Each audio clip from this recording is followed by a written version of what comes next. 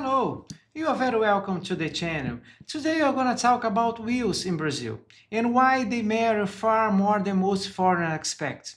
If you want a home, a bank account, or any kind of assets in Brazil and you believe the will you sign in your own country will quietly take care of everything, please stay with me for the next few minutes because that single assumption is one of the most common and most costly mistakes we see. Here is the simple truth. When you have assets located in Brazil, Brazilian law decides how those assets are passed on. No matter where you live, no matter your nationality, and no matter what you say back home.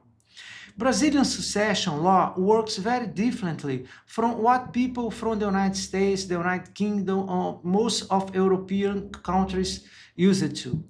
In many countries, you have almost complete freedom to leave your state to whoever you choose. In Brazil, that freedom is limited. A large part of your state is automatically reserved for your closest family, usually your children, your spouse, or your parents. This protected share belongs to them by law, and you cannot take it anyway. What you can do is directly the remaining portion, and that is exactly why having a proper will in Brazil is so valuable. It lets you plan the parts you are free to plan, avoid confusion, and make your wishes clear in a way that Brazilian system will actually respect. Now, many foreigners assume their existing will covers their Brazilian property. A foreigner will can have effect in Brazil, but it does not work automatically. It has to go through a recognition process, translated, validated, and accepted by local system. And that takes time, money, and patience, often at the worst possible moments for your family. This is why so many people choose to sign a will directly in Brazil, preparing under Brazilian rules. The most common and most secure option is a public will, signed before a Brazilian notary, kept on official record and very difficult to challenge.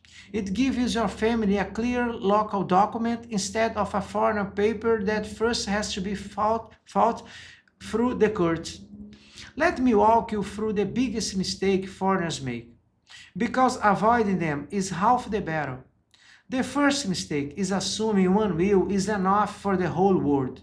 Cross-border states need cross-border planning, and a will written with no thought for Brazil can clash with your Brazilian assets instead of protecting them.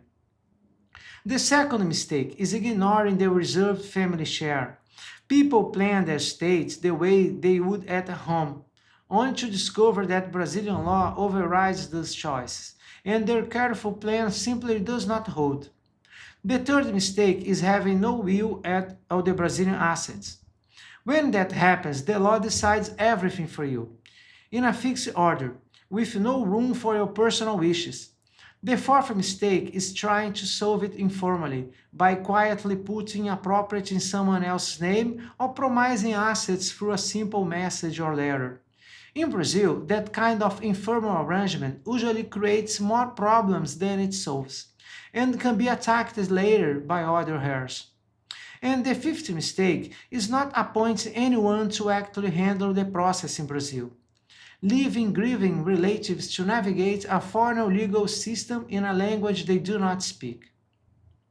So when does all this turn from an inconvenience into a serious legal problem? It becomes serious in the moment something happens and the family needs to act. Bank accounts can be frozen, property cannot be sold, rented or transferred until the estate is formally settled.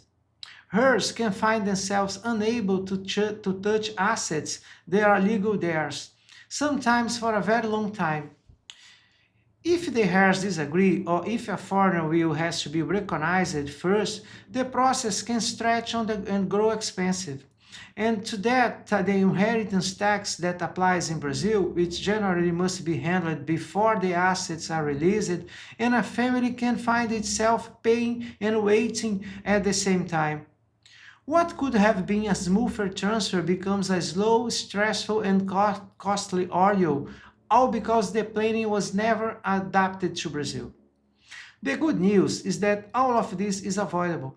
A clear, valid, properly prepared will for your Brazilian assets can spare your family the delays, the conflicts, and the uncertainty, and give them exactly what you wanted them to have, with far less friction. If you own anything in Brazil, treat your estate planning as a cross-border matter is one of the smartest and kindest things you can do for the people you leave behind. Thanks a lot for watching this video. If you like it, please subscribe to the channel and give us a thumbs up. And feel free to reach me if you have any question. See you in the next video. Bye bye.